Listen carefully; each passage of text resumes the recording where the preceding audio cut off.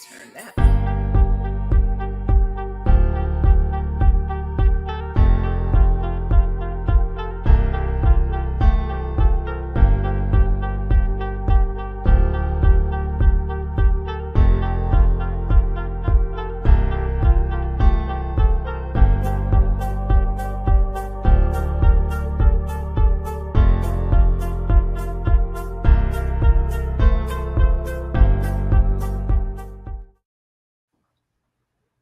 All right. We are in there. Well, I want to first of all welcome folks to the Anti Black Conversation space. This platform is created for individuals who are Black to engage with other individuals who are Black about anti Blackness and how it impacts us in our day to day life. And so there's so many different ways that it impacts us. And so, because there's so many different ways, this platform gives us opportunity to talk about just many, many, many different topics and issues where anti-blackness is layered in. We just came out of a month of a season. What is it? A month? It was the Women International. Women's History Month. Yes. National Women's Month. National Women's Month. And so, in honor of National Women's Month, since I'm a woman all year long, every day of the year, Miss Wanda, and I don't get to stop being a woman, and I am a Black woman, right? And I don't get to stop being Black, and I don't stop being a woman. Um, I wanted us to have a series of conversations, and the theme of that of those conversations are called "When a Black Woman Speaks." And the reason why I leaned into that particular topic is because it's something profound and powerful about Black women when they speak. Profound and powerful. Absolutely. Yeah. I mean, if I'm speaking with power, if I have any sass or attitude, then they think I'm an angry Black woman. Right. Aggressive. Yeah, right. If I shed a tear or two, then I'm an emotional, Black woman. We can't just be Black women with regular feelings and stuff. Like, we got to be labeled something different, Right. Oh my God.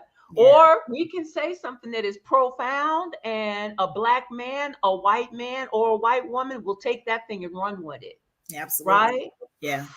Yeah. So it is something powerful and profound when Black women speak. And so each segment of this conversation is going to actually feature a Black woman. Hey, Queen, Miss LaDonna Lee, that's my sister. She's going to be on the platform tomorrow night. Oh, I can't wait. I can't wait. But so this series is going to feature a Black woman each conversation. And it's leading up to an in-person anti-Black conversation that will be taking place in Sacramento, California. Yes. It will be the first of its kind. I am super stoked and excited. We will be partnering with Dr. Tia Hairston of Be Love Holistic. And so, yes, we're going to be doing our thing in Sacramento. It is going to be in June, either the 10th or the 17th. So just save those 2 dates. But we will have an anti-Black conversation. It is for women in particular. And we'll have all the theme and everything. It's going to be dope. Amazing. Yes, yes. Black women, I feel like Black women in Sacramento, we need all of the things. We need all of the places for conversation. We need all of the places where we can come together and let our hair down. Because like you said, it is hard. I mean, we can't take off our Blackness. We can't take off our womanhood, and we sometimes can't shake the perceptions that people have of us. And those are things that just weigh us down. And so I'm looking forward to it. I'm going to be there because I need a place to unwind, to unload, and especially when you're someone that is, I'm just going to say, a caretaker of the community. And, so I host these conversations on Full Circle. And so, it's a place where I can put down those things that I've taken in from the people that are on the show that I talk to as well. So I'm looking forward to it. It's going to be amazing. It is. I'm very, very excited about it. I'm excited to be partnering, and Sacramento is my tap out space, and so we're going to get to that down the line. But that's one of the spaces that that was created for me to be able to actually go. And then I had to find friends, and so I found friends, and they just happened to be down the street in Sacramento. So now that leads me into this piece part. Miss Wanda is one of my friends. I am. Yes. She is one of my friends. Oh my gosh. It's been a pleasure and an honor and a joy meeting her, getting to know her. And so, Miss Wanda, I want us to introduce yourself and tell us, look, how we met Yes. and got Well, engaged. hey family, because everybody's family to me. But what's up, family? My name is Wanda, Miss Wanda. I am the host of a radio show called Full Circle, radio show and podcast called Full Circle, where we have conversations just like this every week, where I hold space for Black women to have the conversations that are important to us, no matter what it is, whether it's religious based, whether it's entrepreneurship, whether it's mental health, getting you secure in your bag, whatever it is. That's what we talk about on this show, and I love it because people say your show sounds so just relatable. It's not a regular interview show, and it's not, because I'm having the conversation that me and my friends have in my living room or on my patio in the summertime with a glass of wine. Like, these are the conversations that we're having, and so it's just making a bigger platform to make not just us aware, but the people around us, our allies and our partners, aware of the things that we go through.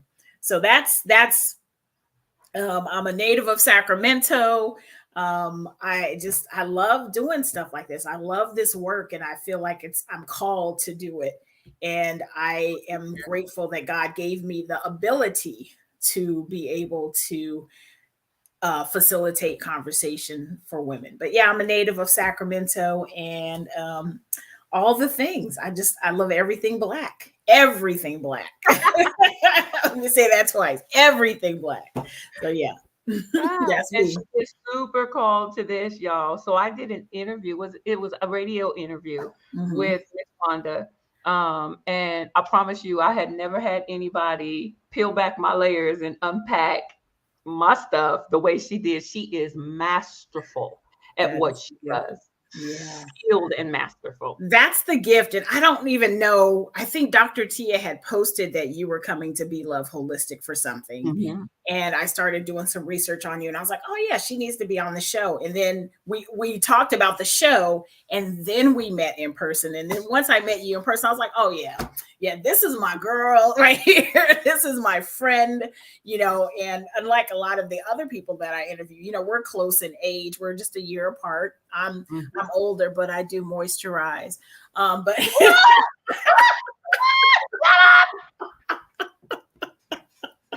I'm I not going with moisturize. that. But yeah, Right. and then, we just became, I mean, we clicked. And that's what I love about the power of sisterhood, is that, when you find someone that's genuine, that shares the same values as you, it's like you click. And forever long, however long we're meant to ride together, I'm riding with you, because we have, similar values, and can just talk for Yeah. hours about a lot of things. So yeah, so thank you for letting me come and be the guest host for today. I'm super excited for our conversation. Um, Yes. and I want to go ahead, I want to read this poem that I found. Absolutely. Go for it. Okay, so it's called Black Woman, and it's by Malik Canty. Black woman, do you really know how beautiful you are? Black woman, you were born majestic, and you were selected by the Creator to be a shining example of beauty at its highest peak. Black woman, do you know Black women are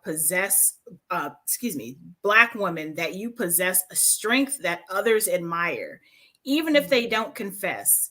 They know that you are one of the best. Black woman, Mother Earth, for centuries you have proven over and over again that there is no one quite like you. Do you know, Black woman, that the word queen came from you when your presence came first into existence? You have managed to hold your family together during difficult times. No female in history has taken as much abuse as you. Mm. How you were able to keep your beauty intact when everybody was trying to tear you down, remake you, taste and break you, shows the strength that seeps through your pores. Do you know, Black woman, that the background is not the grounds you should be accustomed to?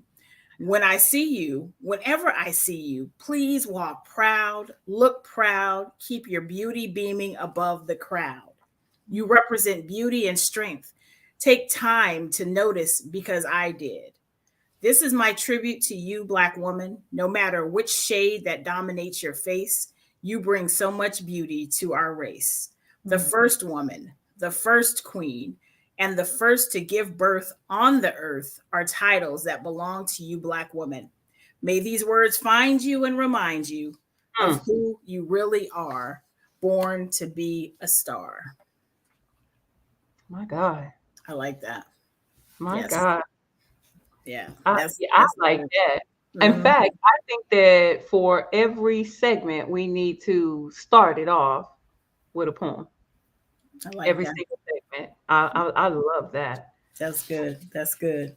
So I'm turning the reins over, y'all, to Miss Wanda. She is the guest host, and I am the one that is being interviewed today. Yes. Yes. So Yes. Let's I get am in on. your hands. I'm a Let's little get nervous. on down to it. All right. Well, first of all, let's Sister Tony, we want to definitely thank you for this platform and for this space to be able to have these conversations about anti-blackness. Again, we talk a lot about how important it is for us to have space, but we want to focus on you today. This is a special series when a Black woman speaks, and the questions that we have on the table are three things that will interweave into the night. Where do Black women go to draw strength to keep going on? How do Black women continue to thrive in the midst of trials? And what does it take for a Black woman to keep moving forward? So we'll talk about those throughout the night and kind of talk about what that looks like for us and our sisters that are our sisters and brothers that are listening tonight. So first, let's talk about, you are the host of Anti-Black Conversations. People know you either from the show, through the community, from wherever. Talk a little bit about your background and some of those you're talking about overcoming obstacles. Talk about some of those obstacles that you faced throughout your life. Um, Shoot. Well, first, let me say this. So, for those of you that are watching or will be watching, um, either now or in the past or in the future, um, I want to say that I am an extraordinary woman. I'm not an extraordinary woman. I am extraordinary. I want to make sure that we park that we get that. Mhm. I am an extraordinary woman, meaning that I don't feel like I'm better than you, Miss Wanda. I'm not better than my sisters. I'm not better than my brothers. I'm not better than anybody else. And I absolutely do not feel or believe any way, shape, or form in me that what I have gone through overshadows or overpowers the trauma, the pain, or any other or any of other conditions that are attached to some of the history that we have gone through. The only thing that makes me unique is that I'm Tony and you're Wanda, right? And so my shoes are different, your shoes are different. God did not cut me to walk in your shoes. If he had, then he would have equipped me to be in your shoes, but and you're not equipped to walk in mine. So I want to make sure that I just kind of frame that for Okay. anybody that is watching, because I don't want anybody thinking, I feel like I'm better than them, or that I have more strength and more power and more authority in my being than they do to overcome an obstacle. So I needed to Okay. say that. Thank you. Um, so what? Let's see. Um, I've gone through domestic violence. I've overcome domestic violence. I've overcome sexual assault, rape, incest, um, ancestral activities, molestation.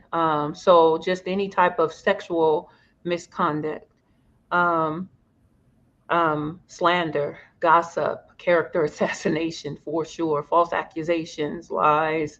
Um, I've gone through divorce. I've gone through loneliness, battled with depression and suicidal thoughts and tendencies.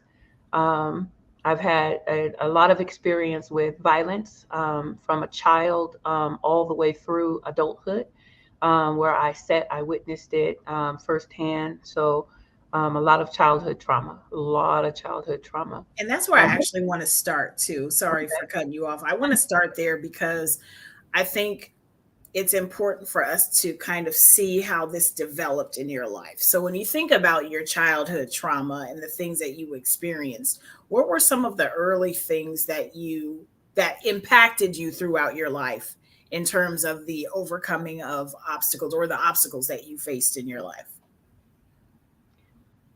some of the things that impact, well, so there was a lot of there's a lot of generational trauma, a lot of generational abuse, and things have happened cyclical. And so because they've happened, and I think that I'm talking in this way because it's just really hard, like, I'm in the hot seat, right? So I'm gonna be Mhm. doing this to folks, but it's kind of hard to unpack it this way.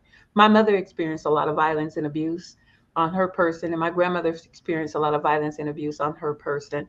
um, and so trauma begets trauma. These are learned behaviors. And so um, because my mother was a victim of rape and incest and molestation, and abandonment in her childhood, there were some unhealthy behaviors as a mom that she came in with, because there was healing that needed to take place that she hadn't had even the opportunity or the exposure to.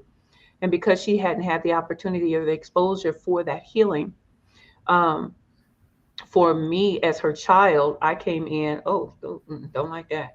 For me as her child, I came in into the world, um, born like independent, and that I was born me with my whole personality. Mhm. But my mom needing love, and affection, and looking to receive that from her children, um, and seeing my independence and strength as rejection. And so I understand it now in hindsight, but as a child, I didn't understand it. She seen it as rejection. And so me tying my own shoe, I didn't need her. And she seen it as I didn't need her. And that rejection led to me being neglected. My father, when he had, he was an only child. So one, he was, very self-centered and focused on himself, and from his learned behaviors. And then dealing with the war on drugs and all of that, he was exposed to a significant amount of drugs and drug use. And so that had a part to play in the childhood growing up. And so the domestic violence was real in my house. And I remember, hearing the fighting and the screaming and the blows. And to my mom, I remember, looking at her as a child with wounds and bruises and black eyes and different things. And I remember all of that, and I remember it like it was yesterday. So it's fresh in my mind. And every time I hear it, a loud voice or a tone or what have you can take me right back to those childhood memories. I remember sitting in the bed, terrified, and holding my bladder. I still have a weak bladder. I would hold my bladder because I would be so afraid. I'd be shaking in my bones. I'd feel cold. And today, to this very day, when I'm confronted with trauma or any type of conflict and confrontation, I shiver, and I feel like I'm cold, and I have to remind myself that I'm safe. Um, and that those are just default reactions to trauma from childhood. Yeah. And I, I I was, feel, go ahead. and I wanted to say this too. At age of 5, I was exposed, so I had access to any form of pornography whether it was an image, a book, a video, all of those things. I learned how to read pornography in books as early as age 5. Yeah. And I think it's important for us to look at the root of the things that have happened, or at the earliest onset of trauma or traumatic events, because I think that they shape how we show up in other situations, or situations that we allow ourselves to be, because of this thought pattern, or the way of thinking that we developed through experiencing those early childhood experiences. So I think that that's important. You mentioned earlier about domestic violence, homelessness, sexual assault, molestation, abuse, and so much more. Throughout that whole thing, though, throughout that your life and those experiences, what was the thing that you went to draw strength from? So I can say this with confidence, and I didn't even have to think hard about it. So when I was a little girl, I remember I got toilet paper next to me just in case I start falling. When I was a little girl, and I would hear my mom screaming and crying, and I would hear the loud voices and all of that. I remember praying and asking God to make it stop. I remember that I wouldn't say it out loud, but inside I would just be begging God, God, please make it stop, God, make it stop. And then it would get silent. It would get really, really quiet. And I attribute it to God making it stop. God made it stop. He made it stop for me. Um, and so that was for me just the beginning of me talking to God, and feeling like I could talk to him, like he could hear me in whispers in my head, in my voice. And so I wouldn't talk to him out loud, but I would. And so, I mean, I grew up in the church, but not with a knowing like that of what it was like to have like deep, intimate relationship with God. So this wasn't like I learned how to have a prayer life. This was like in the beginning of all of this, I didn't have anybody I could call or ask, what happened in our house stayed in our house. And so, all I knew was that I was scared. I was terrified that it was the scariest thing to hear and to experience. And I just needed God to make it stop. Yeah. Yeah. Did you develop any coping mechanisms throughout that time? I don't know. I don't know whether or not I did. I knew that some of the things I learned to not talk about what was going on. So I learned to not tell anybody. When I was hurting or when I was afraid, I learned how not to rock the boat. I learned how to be what I needed to be for whoever needed me to be that, in order to kind of keep the peace. So I learned how to adjust and make whatever necessary adjustments or adaptations to my personality. Hmm. Um, I learned that early on. Yeah. And so that you know getting being a person that just wants to keep the peace no matter what, Mhm. right? So I'll do whatever needs to be done in order to keep the peace. That had to Yeah. take a toll on you at some point. Did you ever recognize that's what you were doing? No, I didn't. I just and it's a trip because even talking about it, I realized that I became the child that didn't rock the boat. And so you do good in school and my brother, he acted out behaviorally in the bipolar opposite. And so I was the one that there wasn't a problem with, and he was the one that there was a problem with, which then created the problem of they didn't, once again, they didn't need to be there for me. So my mother and father didn't need to show up for me because I wasn't a problem. My brother had ADD, ADHD. He didn't. They diagnosed him with that. Mhm. But he was acting out behaviorally because of the trauma that was going on in the house.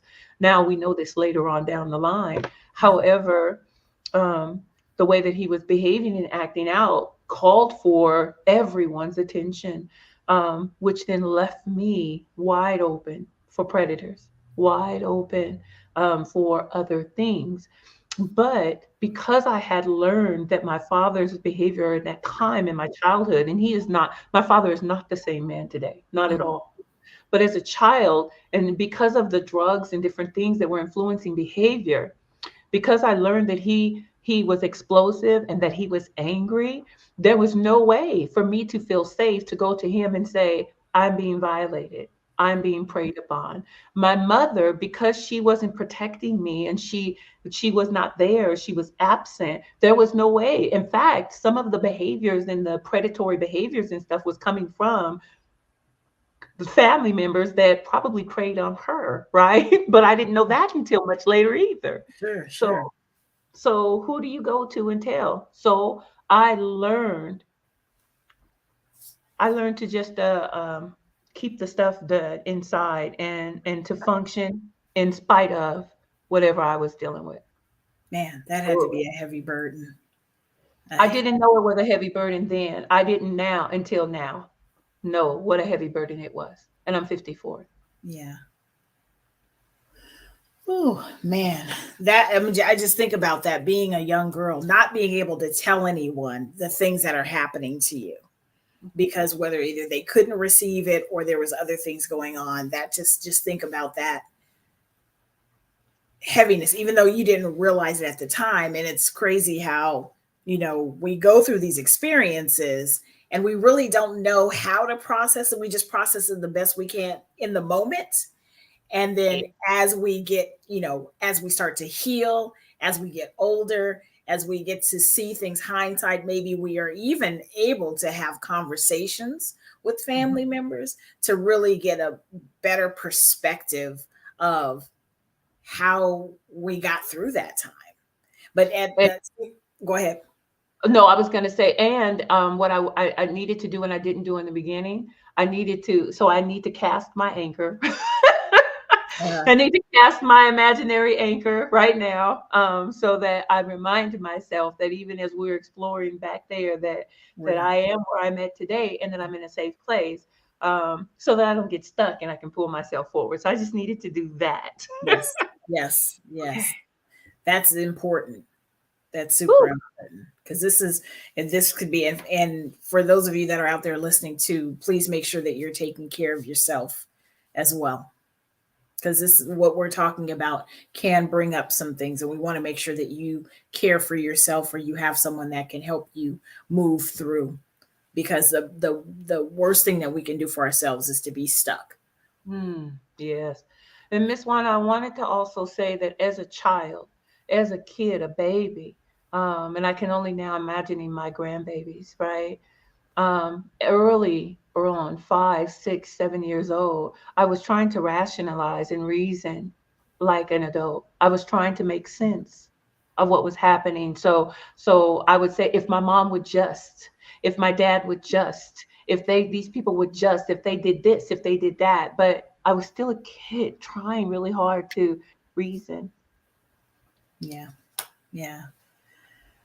That's an adult way of thinking, and a lot of our children face that today, right? That adult way of that we're thrust into, or they say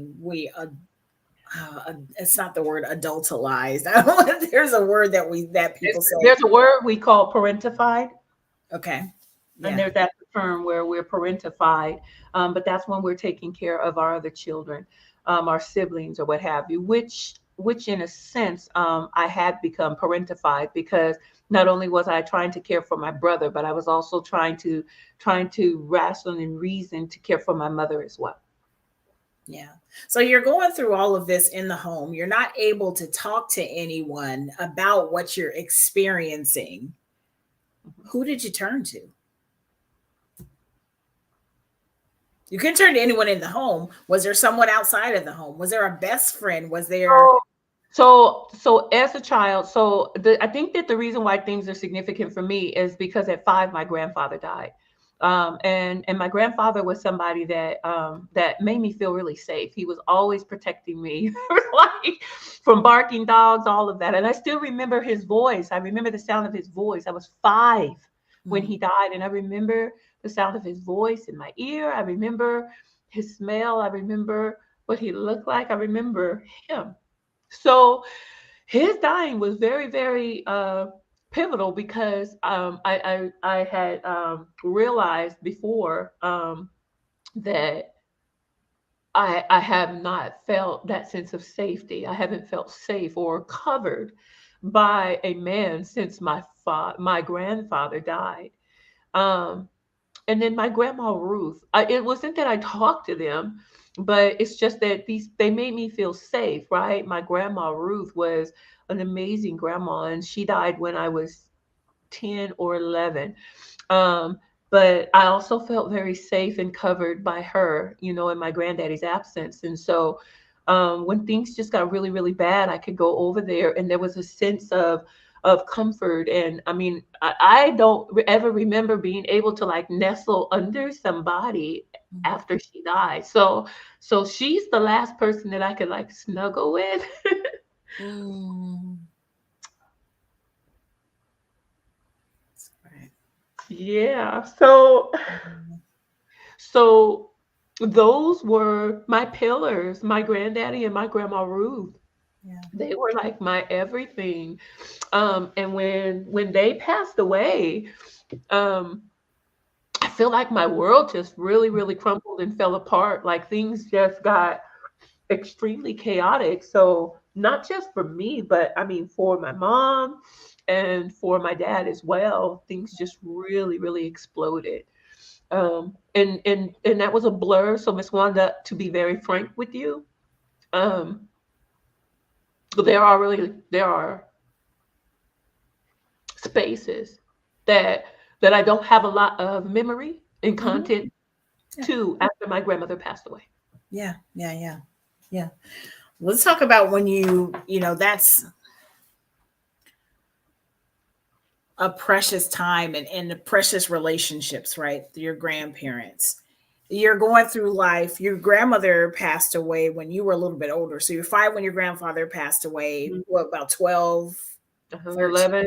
I think it was 11? 11 when my grandma passed. 11 when your grandmother passed. You're going through life knowing that there's this void, not really knowing how to explain it, but there's this void.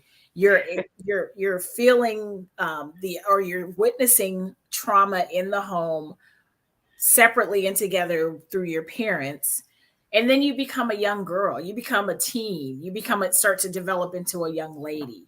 How did those experiences manifest themselves outwardly? Oh How God. in your behaviors, in your actions, all of those things? Ooh, okay. So yeah, now we get into my just promiscuous years. And there's a lot of shame in that that I'm working through as an older person. But yeah, I started just seeking attention. And I don't even know if I was seeking attention. I wanted to be liked. I wanted to be accepted. I wanted to belong. And so yeah, I became very promiscuous as a teenager. And it felt like, ooh, it felt during that time like, well, this is love, somebody wants me. Yeah. Um, and and so it just felt like love. It wasn't, but it felt like love as a teenager, or at least what I guess the illusion of love was. Mm-hmm. So yeah, I became promiscuous. And then as I got like 16, 17, um, what I didn't realize until I got older is that the men that were pursuing me were grown men. So I only had like two boyfriends in high school. I didn't fit in high school. So I didn't fit in at all in high school. High school was like a nightmare. Nope, I had three boyfriends. Well, two boyfriends. But but men were very attracted to me. So I was 16. I had a 22-year-old. I think no, he was maybe 24. I had a 24-year-old. Uh, and he would come and pick me up at lunch, and we would kick it and stuff. And I felt really good. I felt good. Like I got, this grown man coming to get me, and he wanted me and stuff. And because my parents were so disconnected, right? Mhm. They had no idea at this point that I was actually engaged. So, and I didn't know until I started doing some of the work and teaching Mhm. some running some groups that I was actually being molested.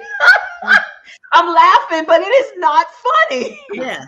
Yeah. How do you not know as a teenager that you're actually being violated, that you were being groomed? I didn't know Yeah. until I was a grown woman in my 30s. It didn't go click, and I had to literally stop, Miss Wanda, a whole group session Mm. when it hit me that the men that were in my life were adults and that I was a minor and that Mm. I was groomed and I was being molested and it was a violation of my body. Yeah. Yeah. Mm. Yeah. And that it happens like that because your teenage mind doesn't know. Your teenage mind doesn't know that. Hey, and I gotta say that because there's so many of us that sit in judgment in regard to youth that, but then if I think about me as a teenager and what I experienced as a child and what got me to where I was and the neglect and the abandonment and just the sheer absence of a covering and not feeling wanted and not feeling loved and not feeling covered and feeling alone and all of these different things, just a touch, I mean, it was like so easy. I'm so grateful that it didn't go beyond that, but it was so easy. Yeah. It was so easy for somebody to come and pick me up at lunchtime. Yeah. Yeah. So I didn't graduate from high school.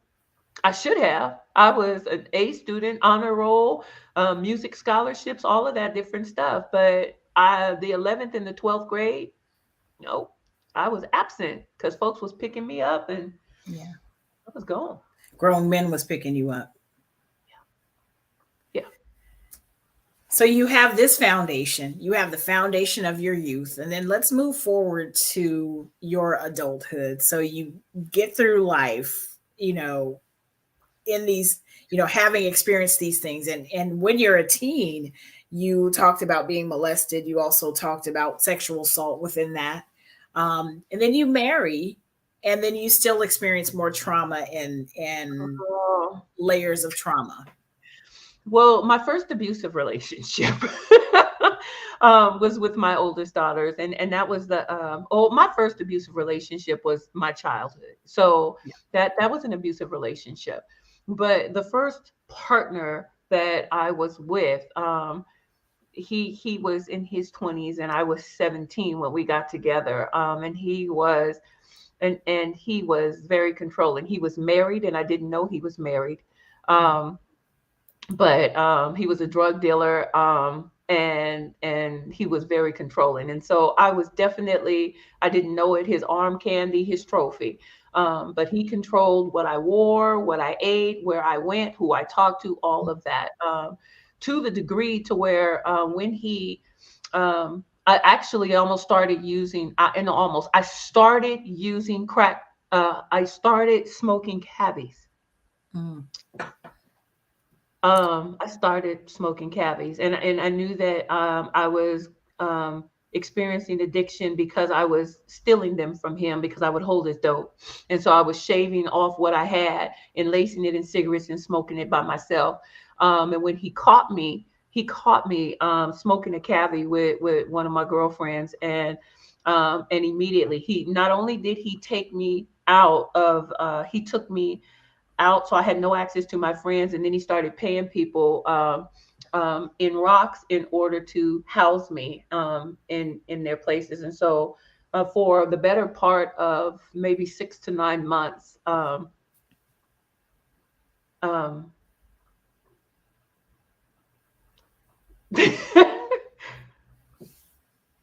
I was being held somewhere Mm. under watch by crackheads. Mm. um, and he would come, every day he would come and he would bring me food and bring me stuff to eat, and but he was doing it, and he would beat me, um, and his thing was that he had me in every way that he could possibly have me. I've had you in any way that a man could ever have you. And so, you belong to me. And he would say stuff like, I thought you were a good girl, you look like you were a good girl, but this, that, and the other. He made me write a list of all the people that I had ever been with. And then, would beat me. He would beat me during sex. He would beat me after sex. He would he beat me when I was pregnant.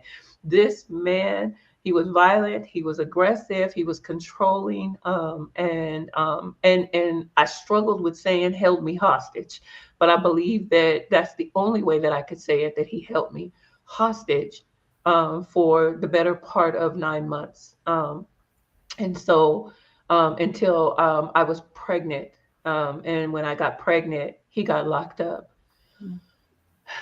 and when he got locked up, um, I had my baby, and that was my way out. I got out when he got locked up until he got out, and then he tried to come back and get me. And that's just a whole different thing. But he was the first encounter that I had with severe abuse and control. He's Mm. the first person I ever talked to about the trauma that I went through as a child, and he used it against me. Yeah. He used it against me to keep me from my family. He used it against me to control. When I was seeing, if I said that I wanted to see my parents, then he would even manipulate that. You want to see the very people that abused you. You want to see that, and so yeah, it was real psychological manipulation and control. Yeah. Um, so I got out of that, and I wilded out for a little bit. Got my own place, and was trying to do my own thing, and maybe 2 years, 2 or 3 years, because still promiscuous, still doing stuff. I had my oldest child, then I had my second child that just rebounded. So it was like, get pregnant, have an abortion, get pregnant, have a child, get pregnant, have an abortion, get pregnant, have a child. So I mean, like, so went through all of those different things, and then met my husband, and his trauma and my trauma, you know, he had so much trauma and so much pain that he went through as a child, and I had so much and stuff. And so, we came together, and then we tried to do it right in Jesus' name and just get married in Jesus' name, right? Mhm. But that was just all bad because, self-hate and all of that. And so it became violent. And his abuse wasn't his abuse. The abuse I went through with him wasn't the same as what I went through with my oldest daughter's father. He wasn't controlling or anything. He Mm. didn't want to be married, and he did not love me. Mm. We married because we thought it was the right thing to do because of church. Yeah. And so we had a couple of explosive moments, and the one that was explosive, he almost killed me. Mm. Um, and so and to this day, um, I don't hold him at this point now. When I say trauma is real. Trauma is real. And so I got out, and I got the kids, and we were homeless for about 18 months. Lost everything. My family wasn't there for me. It was just us, and and strangers helped us and got back on our feet. I attempted suicide a couple of times, during those times, and God just didn't allow it to happen. And so I think that the real change and the real shift in my life, for me, was when I was age 27. Is when I started feeling like things really were, that it was going to be okay. Yeah. 27 years of going through trauma after trauma after trauma, even to the point where you attempted suicide a couple of times, but you're still here. I'm still here. But you're still here. And so I wanted to lay that foundation.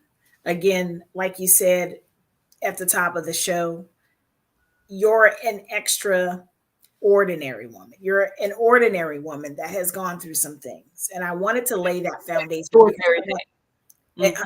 I'm sorry, I'm an extraordinary woman that has yes, gone through extraordinary things. extraordinary things. And I wanted to make sure to lay that foundation because there are a lot of us extraordinary people where we don't have titles, we don't have anything. We've just been living our lives. And like you said before, no one story is greater than the other. We all have a story.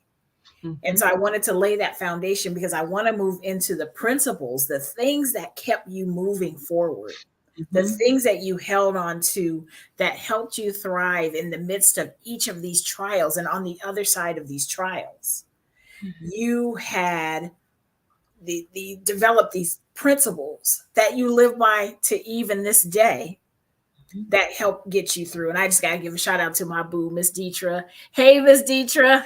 I'm sorry, I saw her picture. Oh, I'm so glad you did. And the reason why, and I'm putting her up there, is because, first, let me say, Deetra, to Miss LaDonna, Tama, and others that I feel my village surrounding me, and I love y'all and I appreciate you for it, because Yeah, all right. that's what we need. That's what we all need. And so I want to want to just dissect. I don't want to just talk about them high level. I want to dissect these principles that you've developed in hindsight, looking at how you got through and how you use them even to this day. Hmm. So the first one day at a time. So, you know what? Before we can get even to that, one of the principles that I don't have is, at age 27. So, at age 27, I had to ask for help. Mm, I wouldn't have known that if you hadn't asked me the questions that you asked me. When I went to the shelter, I needed help. I was trying so hard to do it for myself. I was trying so hard. Going to a battered women's shelter was asking for help. You don't think that you're asking for help when you go to a shelter, when you go into a battered women's shelter, but in essence, you are asking for help yeah, because you're saying, I don't know what to do. And I'm really afraid, and so I needed help, but I had not been taught to ask for help. mm, I didn't know how. I still struggle with asking for help because it's like, I can do this. I got this. You can figure it out. You should be able to do this, right? But there are times when you need to ask for help. So, that's the first thing. The first thing that I learned that I needed to do in order to keep moving forward was to ask for help. yeah. And there's no shame in that. There's no shame in asking for help. That's like you said, the only way you're gonna get to the actual wading through things is Hmm. asking for help. Because if you had all of the things you needed, you wouldn't be still in the situation, Right. right? Right. That's how you keep moving forward is the first step, asking for help. Yeah, Yes. yeah. And I had to ask for help from people that did not look like me, Miss Wanda. Mm. I needed to be okay with going to people that did not have my issues. They did not. So my environment that I was in, the individuals that surrounded me, they were in the same cycle, right? They didn't have the Yeah. resources and or in the experience to give me, so I needed to ask for help. But I needed to be open to receive help from people that did not look like me. And so these people were white, these people were Asian, they were of other cultures, they weren't in my church, because I did ask my church for help, and my church didn't know Mm. what to do for me. They didn't have the tools that I needed. Not in my black church.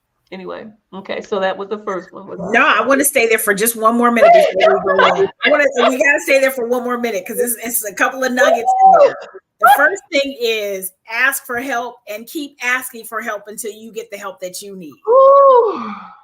Right? Just because you ask for help. And I want to really pinpoint that what you said, especially about you went to the church, they didn't know what to do for you. So you don't leave it there. Don't stay there. Ask someone else, ask another resource. And please, when you think about asking for help, and you said people that don't look like you, a lot of times we end up staying stuck because we don't want the white man or the this or the that or whatever to be in our business. But Mhm. sometimes you need that perspective, or maybe sometimes those are the people that have the resources that can help you get to where you need to go. Right. I'm sorry, I just got fired up off of that one. I'm No, sorry. no, but this is the truth. This is why it's the conversation. So Yeah. part of the issue with anti-blackness is that, we get stuck in this rut, right? Mm, So in my mind, it's like it's got to look like me and talk like me and what have you. Sometimes me has to come outside of my inherent ascribed group and go to a different group in order to get the help that I need and find those resources. yeah. And then be able to accept it. Like, the help that they were saying, no, you think he's the problem, but you got a problem. Your problem is that you are at the, well, why are you allowing yourself to be beat? Why are you staying? Let's talk about that, Tony. Let's talk about what is it that you are looking for. Yeah. So I had to stop blaming him. I needed to stop blaming my abusers and accept and take responsibility for the fact that I didn't. Something's wrong with you, girl. Mhm. Mhm. That you'll stay and get beat. That's not healthy. Yeah. Something wrong. Yeah. So I needed to find out what was wrong. Okay. Yeah. Whew. Deep breath indeed. Deep breath indeed. All right. So asking for help, first step. Mm-hmm. Then what was your next principle or your next step? Whew. Lord have mercy. Oh, I love you, Dietra. That's right. That's right, Miss D. Oh my gosh. Yes. So there there are so many different things. I want to go to this one. Okay. Whew.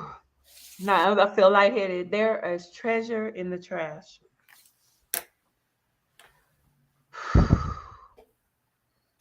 I couldn't throw everything away. I needed to learn how to understand the whole picture, a broader picture. And this isn't everybody's journey, but it was mine. Mhm. So in my coming out, I started getting educated. And so one of the degrees that I have is in behavioral psychology, understanding cyclical behavior patterns. And what I needed to do, I wanted to understand the history of my family, the cycles. I don't believe in generational curses. I believe in generational cycles. We model and pattern things and so looking at the lineage and what had taken place and some of the cyclical patterns that were there. But in order to do that, I had to dig through a lot of trash. I needed to go Mhm. through and I needed to dig through that trash in order to find the treasures. And that's difficult to do. And it's a principle that I practice consistently, Miss Wanda. Sometimes people will say, recently, someone said, made a comment to me.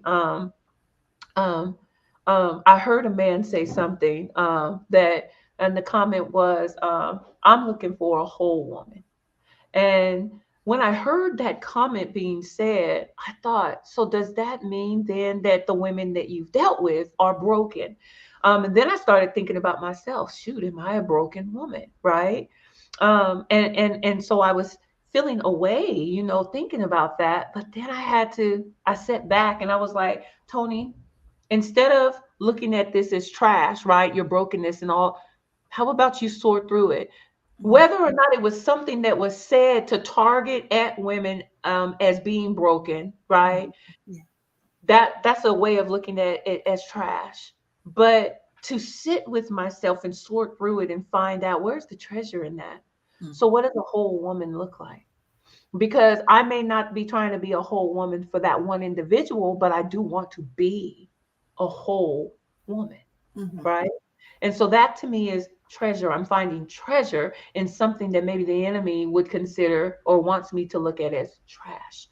Dig through, dig through. So dig through your past, dig through whatever it is. If it's something that is said that is hurtful, dig through it and find the principle. I learn how to find principles.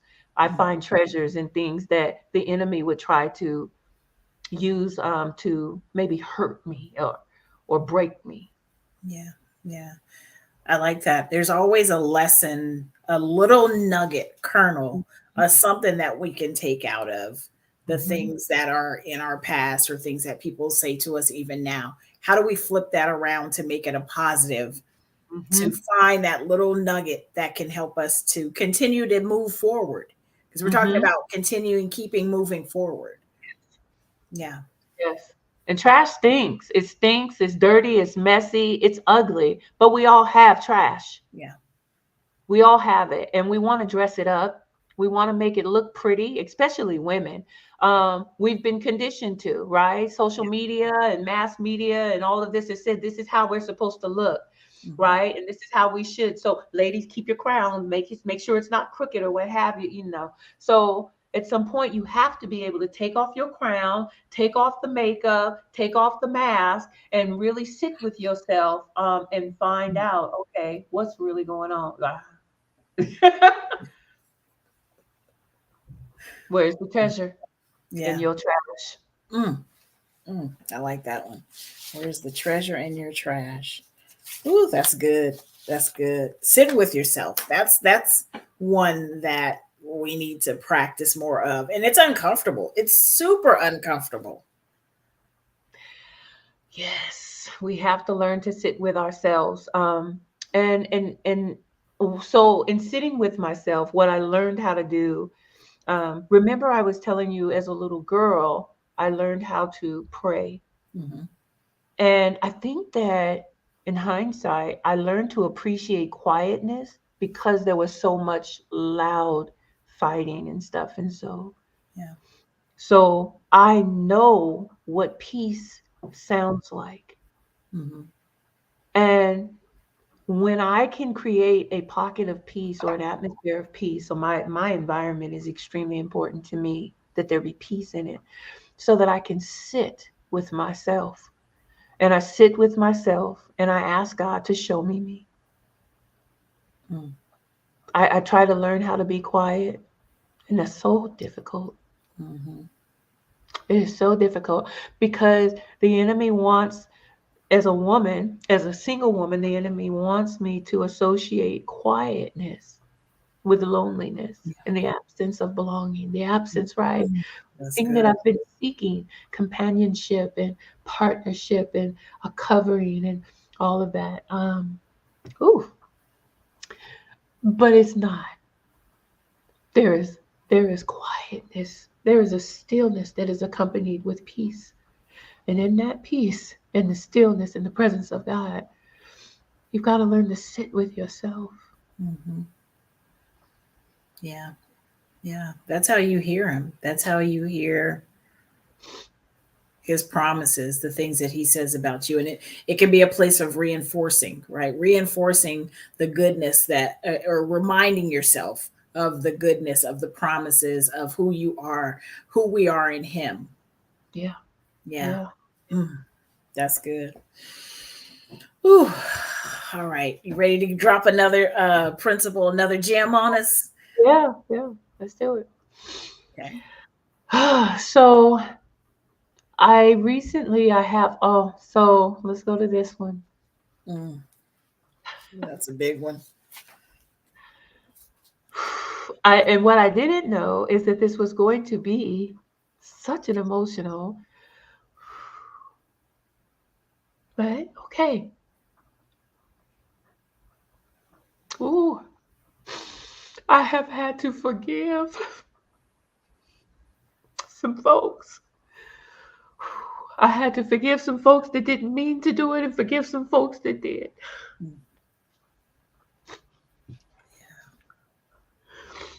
And I forgive because there's so many things that I need God to forgive me for that I can't afford to not forgive, right? Because I'm just an extraordinary person overcoming extraordinary things in my life, right? yeah. So I'm so far from perfect. And I've done so many things. And God has been so kind, so gracious, so merciful. I'm so abundantly blessed. It's just spooky, scary, and ridiculous to even understand sometimes how blessed that I am, Mm, in spite of all of the things that I have done and the mistakes that I have made. And so, how could I just not like practice forgiveness? And I'm not saying that I want to, and I ain't telling you I'm good at it either. yeah. So, oh, it's so difficult sometimes to forgive. And there are people that I can forgive, and then there are people that I have had expectations of, and it's harder to forgive when you have expectations. It's harder to forgive, but I've had to practice forgiving. I'm still not really good at reconciliation. I believe that forgiveness is not a choice when you are a believer. And so I am a Christian and I'm a believer in Christ Jesus. And so I believe that in order for me to have relationship with God, that I accept that Jesus Christ is his Lord, is his son. And so that's my practice. That is my religious practice and belief.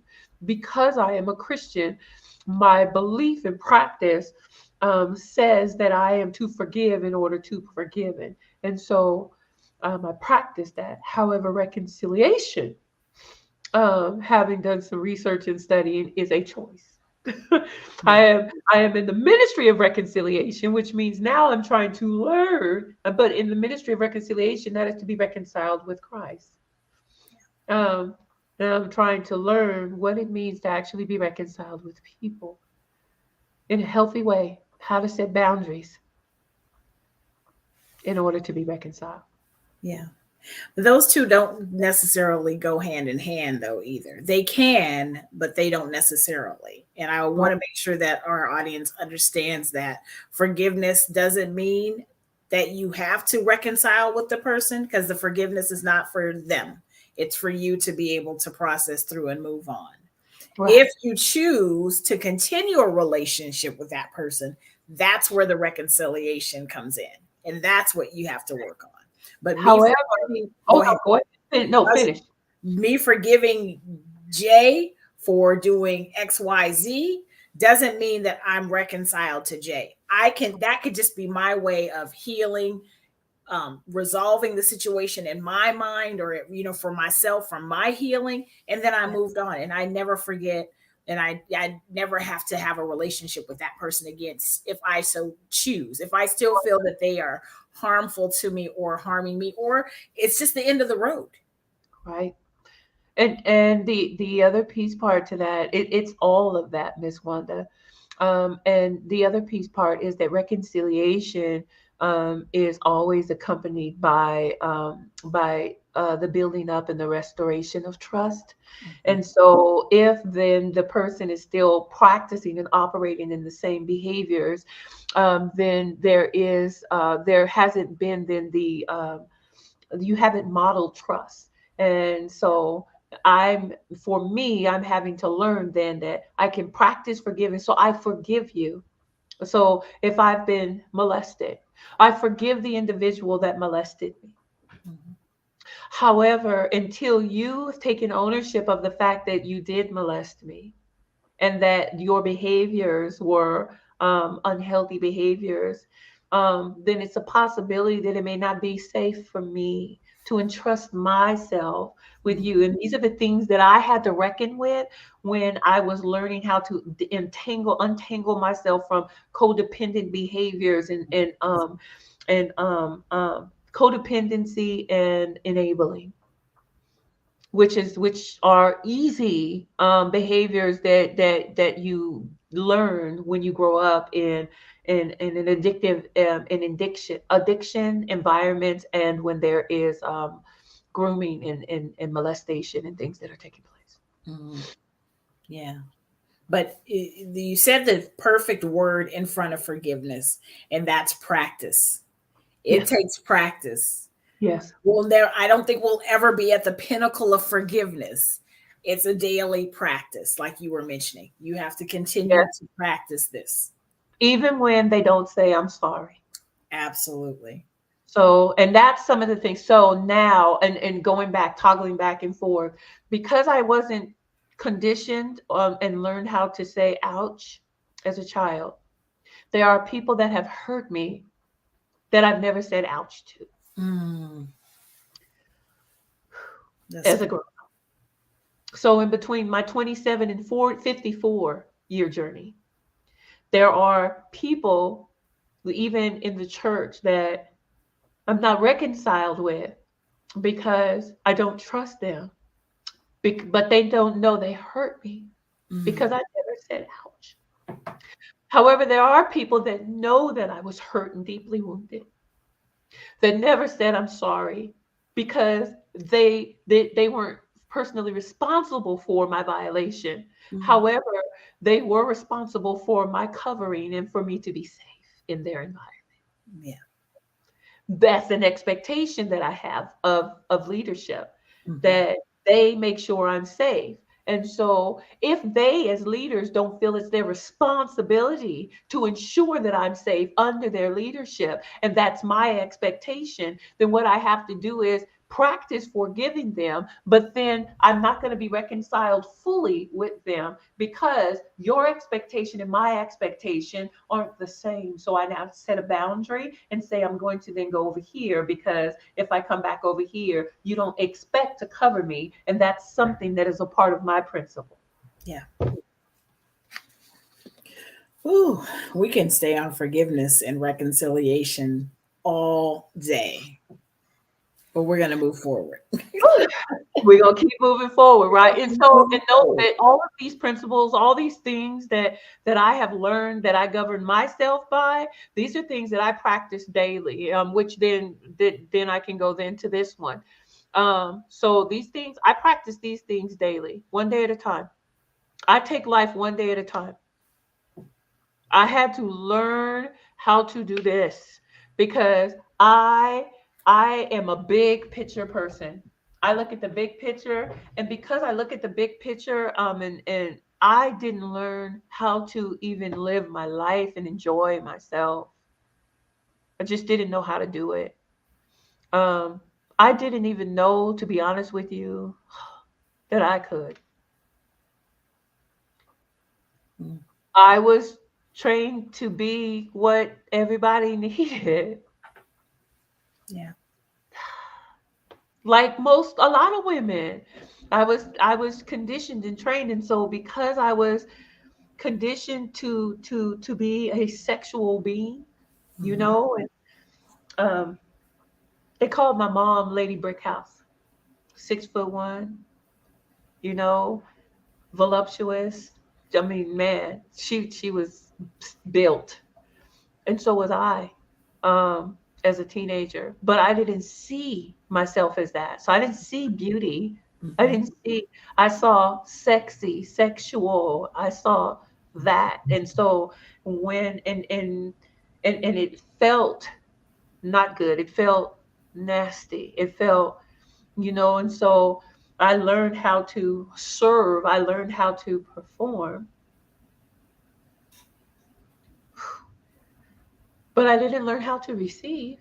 Mm, So when I came out of that at 27, I began to hide within myself and I just started gaining weight, Mm, wearing big clothes. And so, I was like 3 times the size of me, but I was hiding. mm, I was hiding. I didn't want to be seen. mm, I and the last thing I remember, my ex-husband telling me is, "You disgust me." I'll never forget that. That was something that was on my hard drive in my mind. And so I would hear it, but I would hear it in my voice. I would look at myself, and I disgusted myself. I was disgusting. mhm, But Jesus loved me. mm, God. mm. Ooh, girl, we digging through some trash tonight. Yes, we are. But Yes. Jesus loved me. The Lord loved me, right? God saw me. And so it was okay for me to be so broken and trashed and damaged and not forgiving myself for all the abortions that I had and all of the sexual encounters that I had. And if somebody saw me as desirable, I just figured they just wanted to have sex with me. And that made me nasty. And so I was labeling myself Mm, and all of these different things, and I stayed on my face asking Jesus to forgive me and to clean me up and make me better and make me good and make me right. And I served him so hard and did all of this stuff, but nobody knew because I didn't tell nobody. Ouch. mm, Nobody knew. They knew I had a testimony. Praise God for your testimony. But there was no deliverance. There was no mm, freedom. I had not overcome anything. I could preach, but I'm good at that. I could speak. I could do all of that. But Wanda, I was not free. I was not delivered. I was not healed. I was so broken and so alone. mm, Girl, it was not good. It was not mm, good. mm, It was just not good. mm. So I learned to take it one day at a time, one day at a time. But that was later, after I realized, okay, wait a minute. My kids are grown. Now I can't fixate on my children anymore, right? They're out the house. They're living their best life. They're doing their thing. I can't. I was 397 pounds. My back was out. I was on a walker. I had open wounds up my legs. Oh God. Ah, if a man did want me, I promise you I was not in a place where I would present myself. Like, what if my Boaz did find me? I wouldn't have given me to him on a honeymoon because I loathed myself. I was disgusted with me. I could preach, I could conduct, I could do a choir, I could sing, I could teach, I could lead groups, I could do all of this stuff. I was good, gifted, and skilled, and people were cool with pimping and prostituting all of my gifts and talents. But man, baby, I was broken. Mm. Oh, I was broken. So when I came to the end of myself and it was like, I can't do this no more because I felt like I was dying. High blood pressure, high cholesterol, taking pills, all of that different stuff. My back was hurting me so bad to where now, once again, back to age 27, I was ready to die. I sat in my best friend's room. I was renting a room for my best friend, Letitia. I love God. I thank God for Letitia because she gave me refuge. And I was sitting in the room in the middle of the night and I was in so much pain. Pinched sciatic nerve, spinal stenosis, degenerative disc disease. Mm. Oh God, my nerves. I had nerve damage. It was bad, y'all. It was bad. I couldn't go to the bathroom by myself. I could barely walk and move my feet. My daughter was pulling me out the bed and helping me get to the bathroom. I could not wipe myself. And I was ready to die. And I told God at this point, God, if you could just take me now. I do not want to live like this. I can't do this anymore, God. I just can't do this anymore. So yeah, I ended up stepping down from ministry. Um, it was like little things that I just started doing that was like enough. I got to a point to where it's just like, enough, enough. I don't have anything else to give.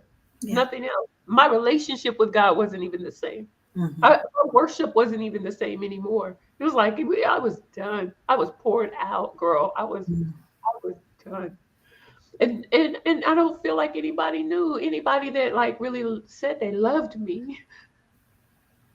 I don't feel like they knew, or maybe they just didn't care.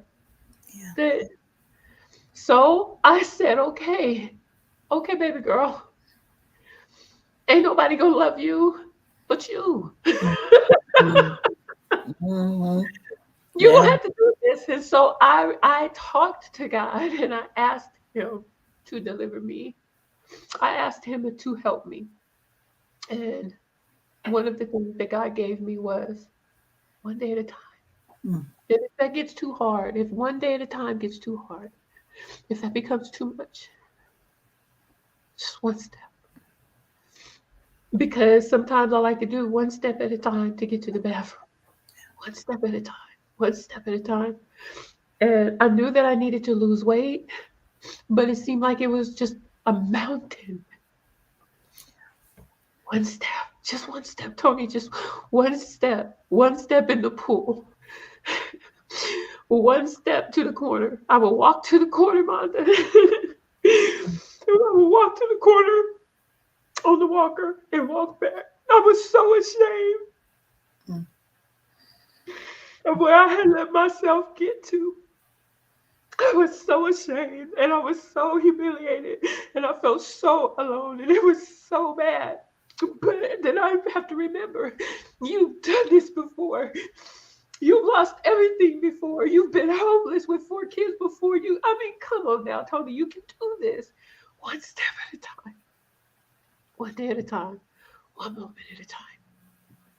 And so that thing became my model forever. I still operate in that. When it gets rough, my knee went out, and I remind myself, one step, just one step, Tony. If you can't run, walk. Yeah. If you can't walk, crawl. But what you're not gonna do is you're not gonna stop moving forward. That's what you're not gonna do. I'm not gonna stop moving forward until God says it's time to come home. As long as I have breath in my body, I'm gonna figure out how I'm gonna move forward. I'm gonna keep moving forward. Mm. Okay. That's good. That's good. Well, that leads to the no excuses, right? Nope. So if That's those three, one day at a time, it. one step at a time, and no excuses, that's going to Ah, get you to that next thing. and that right there. So watch this, and this is something because God gave me. So this coming into the year 2023, the Lord told me that I needed to travel light and make no excuses. Mm. I knew that I was coming into this year and I would be letting go of some things, letting go of some relationships that did not serve me. Um,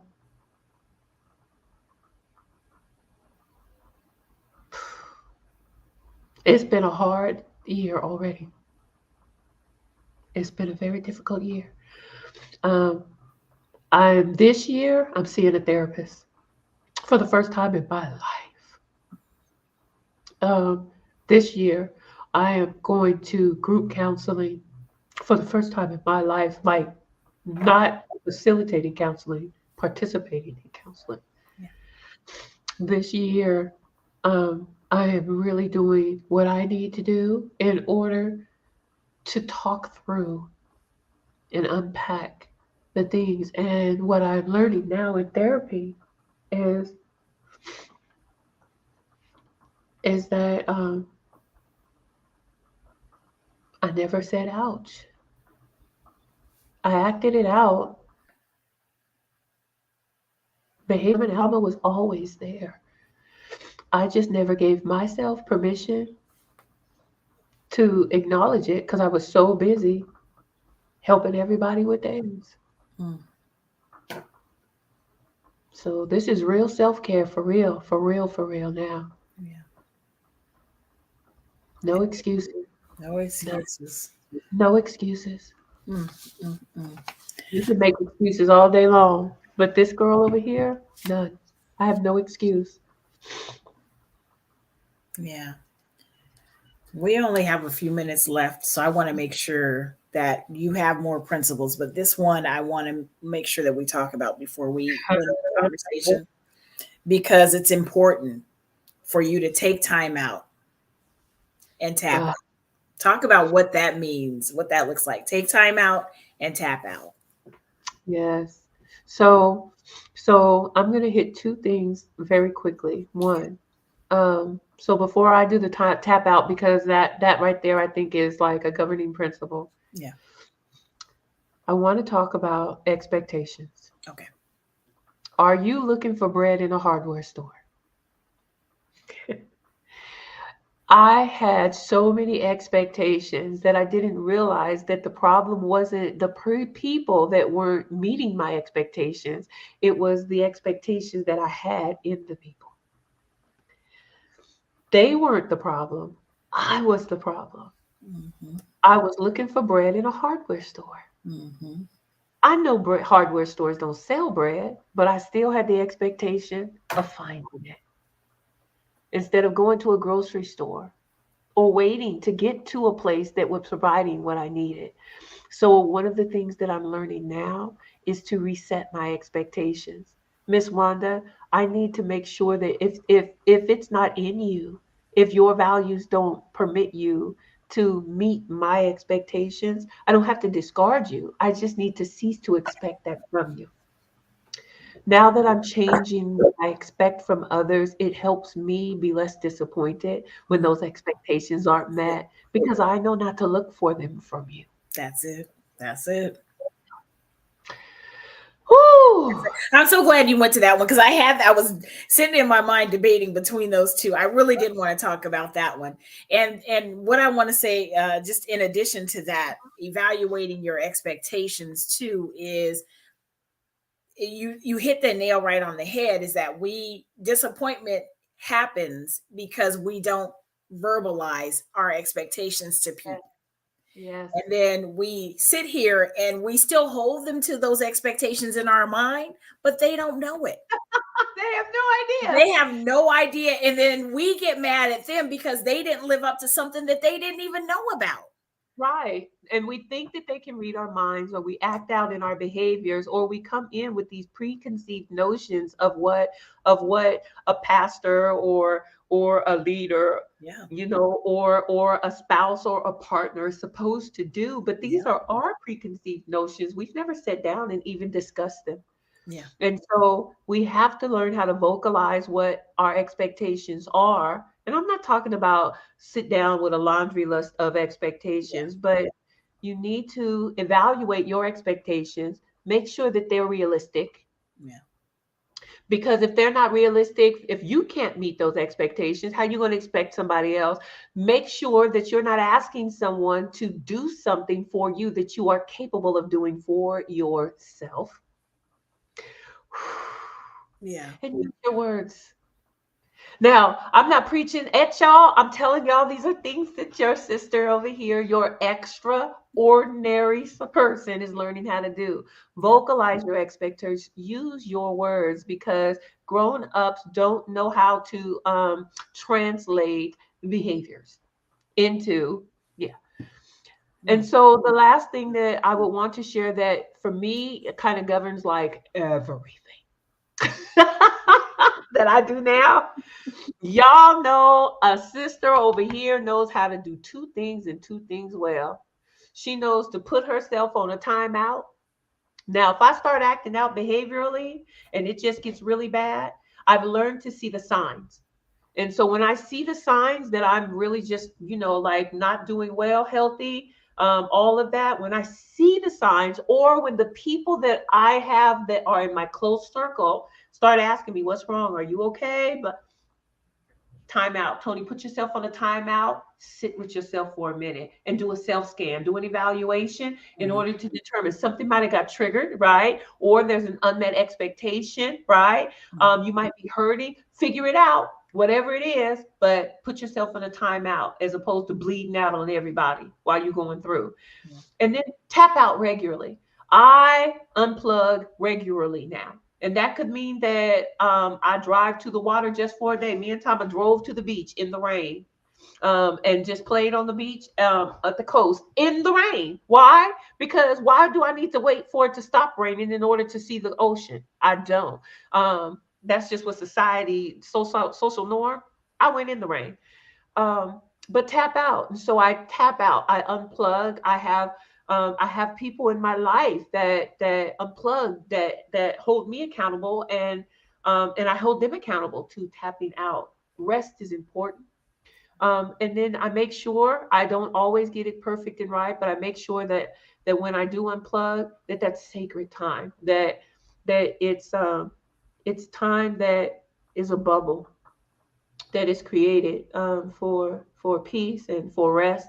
Like I said, I don't always get it right. I try really hard, but it's time. It's a time to come out, to reset, to refresh, and to reboot. You know what I'm saying?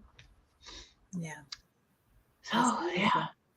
that's That's what the I do. best. That's the best way is you have to take that time out for yourself to be able to reflect, to be able to readjust and recalibrate, and just to be able to refocus. Yeah. Those are major things. And don't, when it comes to giving yourself a timeout or tapping out, don't feel guilty for it. You Oh God, deserve it. You deserve it. You and man. don't ever let anyone make you feel guilty for taking that time for yourself. Ooh, what a way to kick off this series. When a Black woman speaks, we are talking about extraordinary women who have overcome extraordinary circumstances. Oh Yes. man, this whole series is going to be great. Can you just tell the people a little bit more about what to expect for the series over the next, I'm not sure, Yes. next couple of weeks or days, or how that's going to work? If you give me a second, I'm pulling it up now. So what we're doing is, every Monday and every other Sunday, we are having a special guest, that we are going to be featuring, through this whole series. And um and and we're just doing exclusive interviews with these individuals, these extraordinary individuals that have gone through extraordinary circumstances, Mhm. and figured out how to keep moving forward. And some of them don't even realize that they've done it, right? It's like in hindsight. Mhm. And so, I'm pulling up now, just the image so that you guys know my tomorrow evening.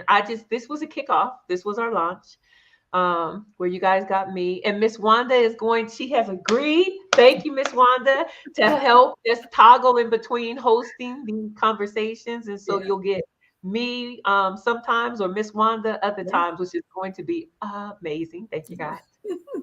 Um, oh, really? Okay. So this is what you want me to do.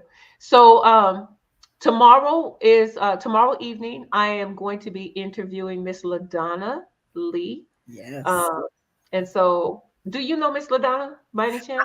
I met her briefly I met her at a couple of Be Love Holistic events,